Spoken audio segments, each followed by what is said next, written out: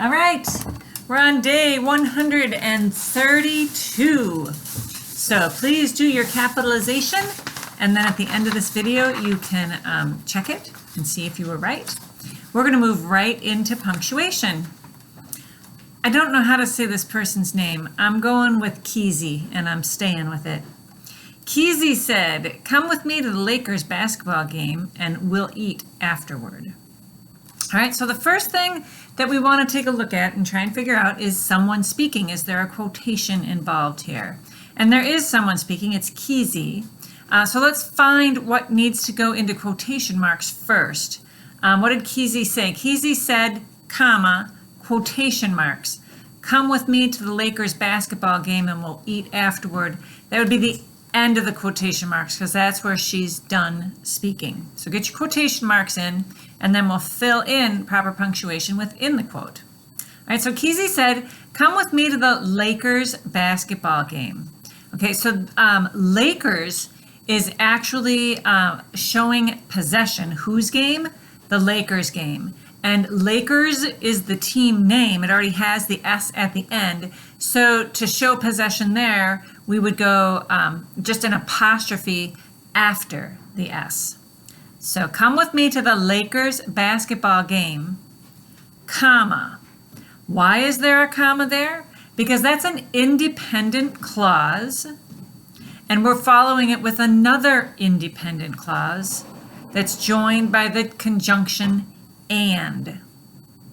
Okay, so basketball game, comma, and we'll eat afterward. Will is a contraction for we will. So we put that apostrophe between the, where the letters that are missing. So it would be W-E apostrophe L-L. We'll eat afterward, period, end of quotation marks. So let's take a look and see if what I said matches what's on the board here. Keezy said, come with me to the Lakers basketball game and we'll eat afterward. Okay, now here is a bonus opportunity for you. Said is a weak verb. I don't want a weak verb here. I want you to give me a strong verb. How did she say it? Did she exclaim? Did she, I don't know, cry out? Did she, Keezy cried, Keezy laughed? You know, tell me how she said it. Said is too boring. All right, that's your bonus point for the week, for the day. Let's move along. Parts of speech verbs. Review. The subjunctive is a verb mood that can express a wish, a doubt, or a hypothetical situation made by a speaker. A hypothetical situation means like a suggested or an example. It's something that, you know, could be true, but it's not in this particular instant. So that's a hypothetical. If you're not sure what that means, hypothetical situation. We're going to get an example of one. It'll make more sense. When using the subjunctive, use were, not was, with the pronoun I, he, or she.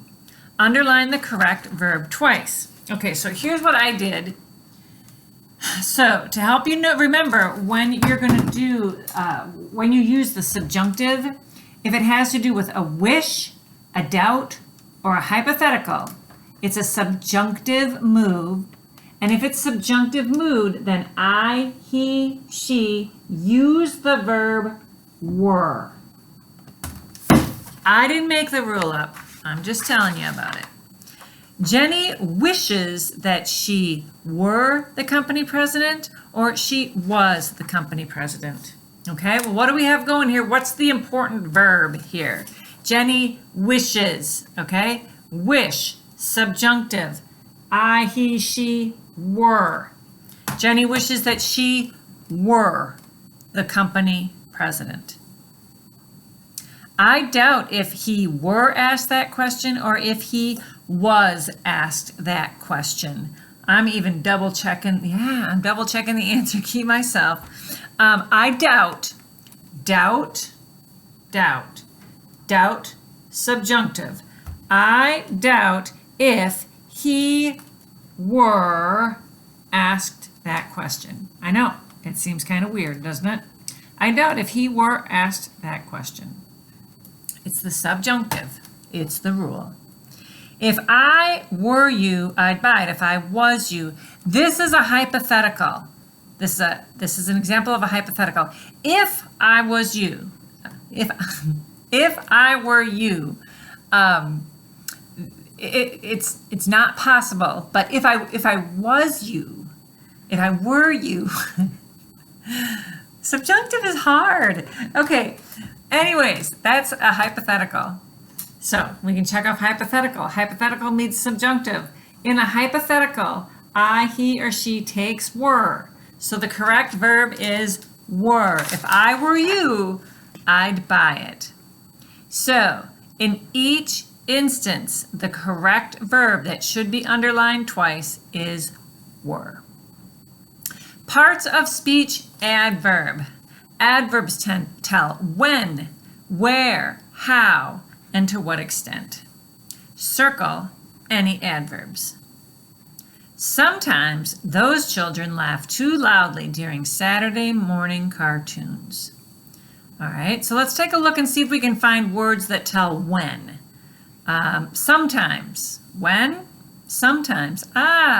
Sometimes is an adverb. Circle it. Any other words that say when? You might think Saturday, that tells me when, but that's not. That's actually an adjective. Okay, and that is, yeah, it's an adjective. What about where? Is there anything that tells us where the children are? I gotta check my own answers. No, there's nothing that tells us where the kids are. How about how? Sometimes those children laugh too loudly during Saturday morning cartoons. How do they laugh? Loudly. Loudly is an adverb, and that tells us how. And then we have to what extent. To what extent is like the word to, T-O-O, or so. They laughed too loudly. To what extent did they laugh? Too much, too. So here's what we have here. Sometimes answers the question when, to answers to what extent, and loudly tells us how. Those are the three adverbs that are found in that sentence. Do you remember adverbs can modify verbs, adjectives, and other adverbs? So if you're ever getting stuck, you're not sure if a word is an adverb or not, even by answering the questions when, where, how, and to what extent, you can always look and see what word it's modifying. If it's modifying a verb, another adverb, or an adjective, then you can feel confident again that the word is an adverb. All right. Sentence combining. You have 4 sentences to combine into one sentence. I know you can do it, and I'm looking forward to reading it. You should have done the capitalization on your own. You are just checking the answers now. Here we go. I will read the sentence, and you can check and make sure your capitalization matches. A Japanese request to catch 50 minke whales was rejected by the International Whaling Commission, which also created a whale sanctuary around Antarctica.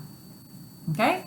If your capitalization didn't look like this, then correct it so that it does, so that when I correct it, it's all good to go. And you are now good to go. Good luck with your sentence combining, and God bless you.